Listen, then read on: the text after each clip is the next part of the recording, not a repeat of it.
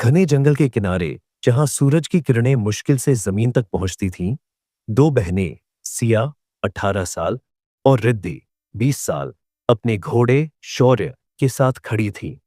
उनकी आंखों में आंसू थे, लेकिन उनके कदम पीछे हटने को तैयार नहीं थे। गांव, जो कभी उनका घर था, अब उनके लिए बंद हो चुका था। रिद्धि ने पीछे मुड़कर गांव की ओर देखा। वहां के लोग कभी उनके अपने थे, लेकिन अब वही उन्हें पराया समझते थे। यहां हमारे लिए कोई जगह नहीं बची, सिया, उसने धीमी आवाज में कहा। सिया की मुट्ठियां भींच गईं। हमने किसी का क्या बिगाड़ा था?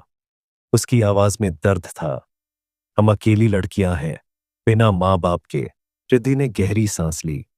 लोगों को हमेशा कोई ना कोई बहाना चाहिए होता है नफरत करने का। वो दिन साफ याद था, जब गांव वालों ने उन्हें ताने देने शुरू किए थे। दो जवान लड़कियां अकेले कैसे रह सकती हैं? इनका घोड़ा, ये दोनों, कहीं कोई जादू टोना तो नहीं? इन्हें गांव में रहने मत दो, नहीं तो बर्बादी आ जाएगी। और फिर एक रात, जब किसी ने उनकी झोपड़ी को आग लगाने की कोशिश की, वे समझ गईं कि अब उनके पास बस एक ही रास्ता था, गांव छोड़ देना। शौर्य की टापों की आवाज सूखी पत्तियों पर गूंज रही थी। सामने घना जंगल था, अंधकार से भरा, रहस्यमय। वे जानती थीं कि यह रास्ता आसान नहीं होगा, लेकिन उनके पास कोई और चारा भी नहीं था।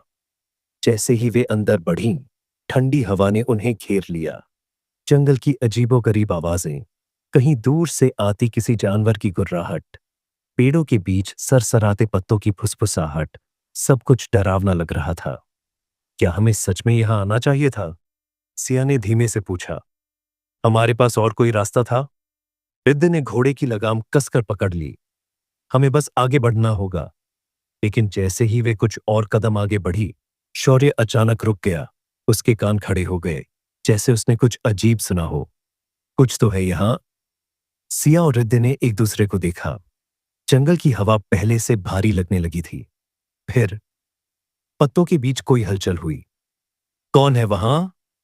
रिद्धि ने घोड़े के करीब खड़ी होकर आवाज दी। कोई जवाब नहीं आया, लेकिन फिर झाड़ियों के पीछे से किसी की सांस लेने की धीमी सी आवाज आई। कोई था वहां, और वे जानती थीं, अब वापस जाने का कोई रास्ता नहीं बचा था।